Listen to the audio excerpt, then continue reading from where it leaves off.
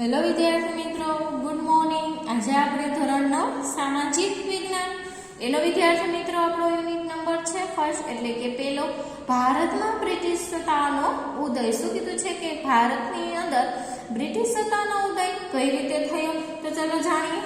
પ્રાચીન સમયથી ભારત તેના આર્થિક, સાંસ્કૃતિક અને આધ્યાત્મિક વારસાના કારણે સમગ્ર વિશ્વમાં એક અજોડ સ્થાન ધરાવે છે. પ્રાચીન એટલે શું કીધું કે પહેલાના સમયથી જ ભારત કઈ દ્રષ્ટિએ, તો કે આર્થિક દ્રષ્ટિએ, સાંસ્કૃતિક દ્રષ્ટિએ, આધ્યાત્મિક દ્રષ્ટિએ અને વારસાના કારણે એટલે કે સમગ્ર વિશ્વમાં એક અજોડ એટલે કે ક્યાંય ન હોય એવું સરસ મજાનું સ્થાન ધરાવે છે. ભારતના સાંસ્કૃતિક વારસા અને આર્થિક સમૃદ્ધિના કારણે વિશ્વના ઘણા દેશોની પ્રજા ભારતમાં આવીને વસી. શું કીધું છે કે ભારતનો સાંસ્કૃતિક વારસો, આર્થિક વારસો એના કારણે બહાર એટલે કે વિશ્વના ઘણા બધા દેશની પ્રજા છે એ ક્યાં, તો કે ભારતમાં આવી અને વસી. ભારતમાં મરી મસાલા, તેજાના, મલમલ, રેશમી કાપડ, ગળી વગેરેની યુરોપના દેશોમાં ખૂબ માંગ રહેતી હતી. હવે શું કીધું છે કે સમૃદ્ધ દેશ હોવાને કારણે ભારતની અંદર શું છે તો કે અનેક પ્રજાઓ છે તે ભારતમાં આવી અને મરી મસાલા હતા, એની સિવાય મલમલનું એટલે કે આપણે વીંટી હોય એની અંદરથી સાડી કે કોઈ પણ કપડું પસાર થઈ જાય એવું કપડું હતું. યુરોપના દેશોમાં આ વસ્તુની ખૂબ મોટી માંગ રહેતી હતી. ભારત અને યુરોપ વચ્ચે વ્યવહાર અને વચ્ચે વ્યાપાર જળમાર્ગ તેમજ ક્યાં આવશે તો કે જમીન માર્ગ થતો હતો. આ માર્ગના કેન્દ્ર સ્થાને તુર્કસ્તાનમાં આવેલું ઇસ્તંબુલ કોન્સ્ટેન્ટિનોપલ હતું. હવે શું કીધું કે વસ્તુને લઈ આવી અને લઈ જવા માટે વ્યવહાર કઈ રીતે થતો, તો કે ભારત અને યુરોપ વચ્ચેનો જે પણ કાંઈ વ્યાપાર હતો એ જમીન માર્ગે તેમજ જળ માર્ગે થતો હતો. આ માર્ગનું કેન્દ્ર સ્થાન કોણ હતું, તો કે તુર્કસ્તાનમાં આવેલું ઇસ્તંબુલ કોન્સ્ટેન્ટિનોપલ હતું. તુર્ક મુસ્લિમોએ કોન્સ્ટેન્ટિનોપલને જીતી લીધું. હવે ઈસવીસન 1453માં આ યુરોપવાસીઓ માટે કોન્સ્ટેન્ટિનોપલ એટલે કે ઇસ્તંબુલ થઈ ગયું. ભારત આવવાનો જળમાર્ગ થઈ ગયો. શું તો કે સદંતર બંધ થઈ ગયો. યુરોપવાસીઓને મરી મસાલા વગર ચાલે તેમ ન હતું. આથી નવો જળમાર્ગ શોધવાની તેમને જરૂરિયાત ઊભી થઈ, કારણ કે ભારતની અંદરથી જ બધી વસ્તુઓ શું છે તો કાયર થતી, એટલે એને શું કરેલું તો કે જળમાર્ગ, નવો જળમાર્ગ શોધવાની તેમને જરૂરિયાત ઊભી થઈ. વિશ્વના ભૌગોલિક સંશોધનોના યુગનો પ્રારંભ થયો. હવે શું કીધું છે કે ભારત આવવાનો જળમાર્ગ શોધ કેણે કરી હતી? પોર્ટુગલના રાજા પ્રિન્સ હેનરીની પ્રેરણા, પ્રોત્સાહન અને આર્થિક મદદથી સહવીરોએ નવા જળમાર્ગની શોધના પ્રયત્નો છે આ દરિયા એટલે કે એમને શરૂ કરીએ.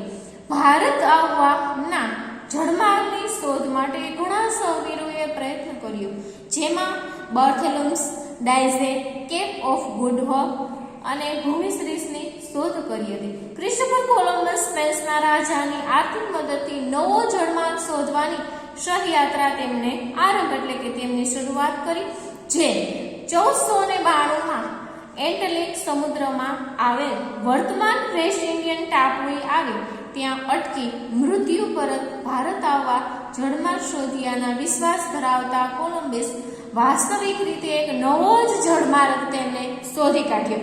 હવે શું નીકળાતા શું તો કે એક જળમાર્ગની શરૂઆત એટલે કે શોધવા માટે નીકળાતા, પરંતુ શું થયું તો કે સહયાત્રા આરંભી સમય દરમિયાન એને એટલાન્ટિક સમુદ્રમાં આવેલા વર્તમાન કયો હતો તો કે એટલાન્ટિક ટાપુ હતો એ આવી અને ત્યાં શું થયું તો કે અટકી અને મૃત્યુ પરત ભારત આવવાના જળમાર્ગ શોધવાનો તેમને વિશ્વાસ ધરાવતા એ કોલંબસે વાસ્તવિક રીતે એક નવો જ પ્રદેશ છે તેને શું કર્યો તો કે શોધી કાઢ્યો. આ સ્પષ્ટતા અમેરિગો વેસ્પુસીએ કરી હોવાથી ત્યારબાદ આ નવો પ્રદેશ અમેરિકા તરીકે ઓળખાય છે, એટલે કે ભારત આવવાના બદલે શું છે તો કે અમેરિકા તરીકેનો તેઓ ઓળખાય છે. હવે પોર્ટુગીઝના શું હતા તો કે પોર્ટુગીઝના જે પણ કઈ નાવિકો હતા એને શું કીધું તો કે નાવિકે વાસ્કો દ ગામાએ ભારત આવવાનો જળમાર્ગ શોધ કરી. ભારતીય ખલાસીની મદદથી તે ભારતમાં પશ્ચિમ કિનારે આવેલો અને કાલિકટ બંદરે ઉતર્યો. હવે શું કીધું છે કે પોર્ટુગીઝ કોણે છે તો કે પોર્ટુગીઝે નાવિક અને વાસ્કો ગામાએ ભારત આવવાનો એટલે કે વાસ્કો, તમને પૂછવામાં આવે કે ભારત આવવાનો જળમાર્ગ છે એ કેણે શોધેલો તો ક્યાં આવશે તો કે વાસ્કો ગામાએ ભારત આવવાનો જળમાર્ગ છે તે શું છે તો કે શોધી કાઢેલો હતો. આ શું છે તો કે તમને MCQs ની અંદર પૂછાઈ શકે. ઈસવીસન 1498 ભારતીય ખલાસીની મદદથી તે ભારતમાં સૌ પ્રથમ વખત ક્યાં તો કે કાલિકટ બંદરે પહોંચ્યા. ત્યાં રાજા સામુદ્રિક એટલે કે ઝામેરીન તેના આવકાર આપી રાજ્યમાં વેપાર કરવાની તેમણે શું કરી તો કે પોતાના રાજ્યની અંદર વેપાર કરવાની તેમને છૂટ આપવામાં આવી. આમ વિશ્વમાં આ ઘટના મહત્વપૂર્ણ ગણાય છે. તેના કારણે યુરોપવાસીઓ માટે ભારત આવવાનો જળમાર્ગ છે તે શું થયો તો કે ભારત આવવા માટેનો જળમાર્ગ છે યુરોપવાસીઓ માટે શું થયો તો કે સ્વતંત્ર ખુલી ગયો. હવે છે ભારતમાં કેનું આવશે તો કે ભારતની અંદર યુરોપિયન પ્રજાઓનું શું થયું તો કે તેમનું આગમન છે. અંગ્રેજોનું આગમન અને વેપારી મથકોની સ્થાપના છે તે કઈ રીતે થઈ.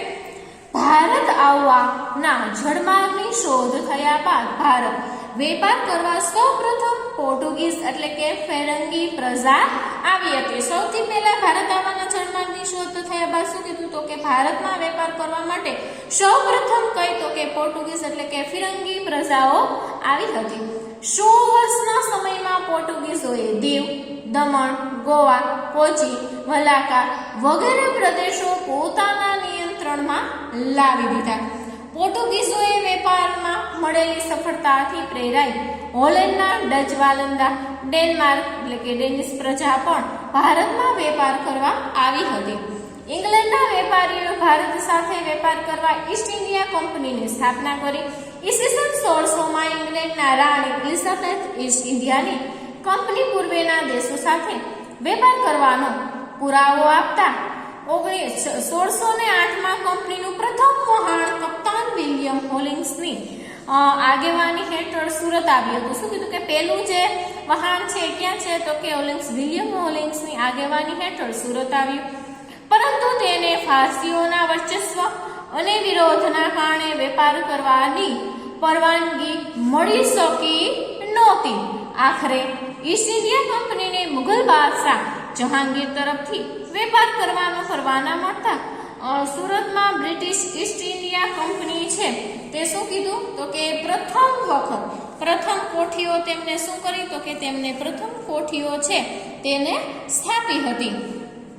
હવે છે વેપારી મથક સ્થાપી. 1613માં શરૂઆતના વર્ષોમાં કંપનીએ સુરત, ભરૂચ, અમદાવાદ વેપારી મથકો છે એને સ્થાપેલા હતા. શું કીધું કે શરૂઆતની અંદર એમને કયા મથકો સ્થાપેલા હતા તો કે જે પણ કંઈ હોય એ મથકો તેમને સ્થાપી. અને પરંતુ આ પ્રદેશ મરાઠી સત્તાનું પ્રભુત્વ વધતા કંપનીને જોખમ દેખાયું. હવે શું કીધું કામની અંદર કેનું હતું તો કે મરાઠી પ્રજાનું વધારે પડતું પ્રભુત્વ હોવાથી કંપનીને જોખમ દેખાવા લાગ્યું.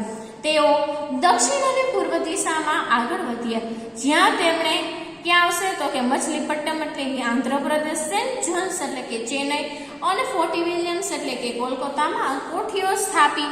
મુંબઈ ખાતે વડુ મથક છે તેને સ્થાપ્યું 1687માં. 1668માં ભારતમાં વેપાર કરવા ફ્રેન્ચ ઈસ્ટ ઇન્ડિયા કંપનીનું સૌપ્રથમ આગમન થયું. સમય જતા માહે, ક્રાય, પોંડુચેરી, ચંદ્રનગર, મછલીપટ્ટમ વગેરે પ્રદેશોમાં વેપારી મથકોની સ્થાપના કરી. 18મી સદીમાં અંગ્રેજો અને ફ્રેન્ચો વિશ્વમાં પોતાની સત્તા સ્થાપવા અને સંસ્થાને મેળવવા સતત સક્રિય રહેતા. શું કીધું સંસ્થાની અંદર પોતાનો સહકાર મેળવવા માટે સતત સક્રિય રહ્યા. ભારતમાં 1746 થી 1763 દરમિયાન આ બંને બ્રિટિશ ઇન્ડિયા કંપની સ્થાપવા માટે અને ફ્રેન્ચ ઈસ્ટ ઇન્ડિયા કંપનીની વચ્ચે સત્તા સ્થાપવામાં 3 કર્ણાટક વિગ્રહ થયા, જેમણે ફ્રેન્ચ ઈસ્ટ ઇન્ડિયા કંપનીનો શું થયો તો કે ફ્રેન્ચ ઈસ્ટ ઇન્ડિયા કંપનીનો પરાજય થયો.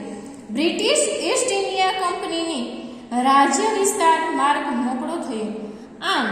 છતાં સંઘર્ષના અંતે ફિરંગીઓ પાસે દીવ દમણ ગોવા રહ્યા, જ્યારે ફ્રેન્ચો ચંદ્રનગર મોહે ક્રાય પોંડુચેરી જેવા પ્રદેશો રહ્યા, જ્યારે ડચ પ્રજા કાયમને માટે શું થયું તો કે ડચ પ્રજા કાયમને માટે એમને વિદાય લીધેલી હતી. હવે આવશે વિદ્યાર્થી મિત્રો પ્લાસીનું યુદ્ધ છે. પ્લાસીનું યુદ્ધની અંદર બંગાળમાં સિરાજુદ્દૌલાનું શાસન હતું. તેના ઉતાવળિયા સ્વભાવને કારણે રાજ્યમાં તેના કેટલાક વિરોધીઓ હતા. આ સમયમાં બ્રિટિશ ઈસ્ટ ઇન્ડિયા કંપનીએ નવાબની પરવાનગી લીધા વિના કોલકાતામાં રક્ષણના બહાને વેપાર કોઠીઓ મારફતે કિલ્લેબંધી કરી, પરંતુ નવાબ સિરાજુદ્દૌલાએ કિલ્લેબંધીને તોડી પાડી. આ સમાચાર મદ્રાસ ચેન્નઈને પહોંચતા કોલકાતાની કોઠીને સહાય કરવા રોબર્ટ ક્લાઇવની આગેવાની નીચે કંપનીનું એક નાનકડું સૈન્ય છે તે બંગાળ આવ્યું. ઈસ્ટ ઇન્ડિયા કંપનીનું સૈન્ય શક્તિશાળી હોવા છતાં નવાબના સૈન્ય પરાજય આપવાનું સરળ ન લાગતા રોબર્ટ ક્લાઇવે દગાખોરીનો આશરો લીધો. નવાબને પરાજય આપવા ષડયંત્ર ઘડી કાઢવામાં આવ્યું. સેનાપતિ મીર જાફર, શેઠ અમીનચંદ્ર રાવત સામેલ કર્યા અને કંપનીએ નવાબને કનકરતો કરે. એવા બહાના નીચે પ્લાસી નામના ગામ પાસેના મેદાનની અંદર શું થયું તો કે પ્લાસી નામના ગામ પાસે તેમણે યુદ્ધ જાહેર કર્યું. પ્લાસીનું યુદ્ધ 23મી જૂન 1757ના રોજ લડાયું. પ્લાસીનું મેદાન મુર્શિદાબાદ પશ્ચિમ બંગાળથી આશરે 38 કિમીના અંતરે તેઓ આવેલ છે. પૂર્વ યોજનાને અનુસાર જોઈએ તો મીર જાફર યુદ્ધમાં શું થયો તો કે તો સાવ નિષ્ફળ રહ્યો. સિરાજઉદ્દૌલા હારી ગયો.